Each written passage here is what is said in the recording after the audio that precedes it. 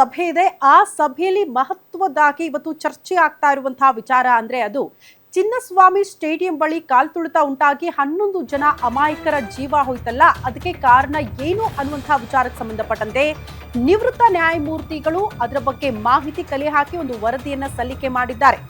ನಿವೃತ್ತ ನ್ಯಾಯಮೂರ್ತಿ ಕುನ್ಹಾರ್ ಆ ರಿಪೋರ್ಟ್ ಬಗ್ಗೆನೇ ಇವತ್ತು ಚರ್ಚೆ ಆಗುತ್ತೆ. ಸರ್ಕಾರಕ್ಕೆ ಭಾರಿ ಮುಜುಗರ ತರಿಸಿದ್ದಂತಹ ಪ್ರಕರಣ ಸರ್ಕಾರದ ವೈಫಲ್ಯ ಅಂತ ಆರೋಪ ಮಾಡಿತ್ತು ವಿಪಕ್ಷಗಳು.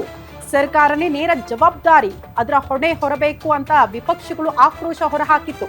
ಇದೇ ವಿಚಾರಕ್ಕೆ ಸಂಬಂಧಪಟ್ಟಂತೆ ಇವತ್ತು ಚರ್ಚೆ ಆಗುತ್ತೆ. ಸಂಪುಟ ಸಭೆಯಲ್ಲಿ ಸಚಿವರ ಅಭಿಪ್ರಾಯ ಪಡ್ಕೊಂಡು ತೀರ್ಮಾನ ಕೈಗೊಳ್ಳಲಾಗುತ್ತಂತೆ.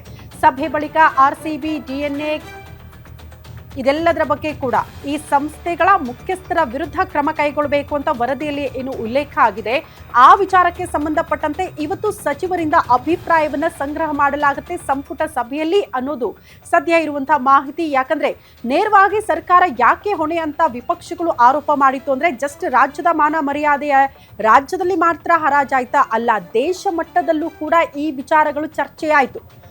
18 ವರ್ಷ ಆದ ಮೇಲೆ ಆರ್ಸಿಬಿ ಕಪ್ಪು ಗೆಲ್ಲತ್ತೆ, ಅದರ ಸಂಭ್ರಮಾಚರಣೆ ಬೆಂಗಳೂರಿನಲ್ಲಿ ನೀವು ನಡೆಸ್ತೀರಿ ಅಂತ ಆದ್ರೆ ತರಾತುರಿಯಲ್ಲಿ ಕಾರ್ಯಕ್ರಮದ ಆಯೋಜನೆ ಯಾಕೆ ಮಾಡಬೇಕಾಗಿತ್ತು?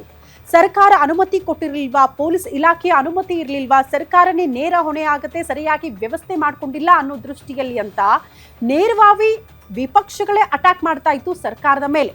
ಹಾಗಾಗಿ ಸರ್ಕಾರನೇ ಅಲರ್ಟ್ ಆಗಿ ನಿವೃತ್ತ ನ್ಯಾಯಮೂರ್ತಿಗಳ ನೇತೃತ್ವದಲ್ಲಿ ತನಿಖೆಯಾಗಿ ಒಂದು ವರದಿ ಬರಬೇಕು. ಯಾರು ನಿಜಕ್ಕೂ ಇದಕ್ಕೆ ಜವಾಬ್ದಾರು, ಯಾರ ತಪ್ಪಿನಿಂದಾಗಿ ಇಂಥದ್ದೊಂದು ಅವಘಡ ಆಗಿದೆ, 11 ಜನರ ಸಾವಿಗೆ ಕಾರಣ ಏನು ಅನ್ನೋದನ್ನ ಪತ್ತೆ ಮಾಡಲೇಬೇಕು ಅಂತ ಸ್ವತಃ ಸರ್ಕಾರನೇ ನಿವೃತ್ತ ನ್ಯಾಯಮೂರ್ತಿಗಳ ನೇತೃತ್ವದಲ್ಲಿ ತನಿಖೆ ಮಾಡಿಸಿತ್ತು. ಅದಕ್ಕೆ ಸಂಬಂಧಪಟ್ಟಂತ ವರದಿ ಬಂದಾಗ 3 ಸಂಸ್ಥೆಗಳು ಕೂಡ ನೇರ ಹೊಣೆ ಅನ್ನೋದು ಆ ವರದಿಯಲ್ಲಿ ಉಲ್ಲೇಖ ಆಗಿದೆ. ಅದೇ ವಿಚಾರಕ್ಕೆ ಸಂಬಂಧಪಟ್ಟಂತೆ ಇವತ್ತು ಸಭೆಯಲ್ಲಿ ಚರ್ಚೆ ಆಗುತ್ತೆ.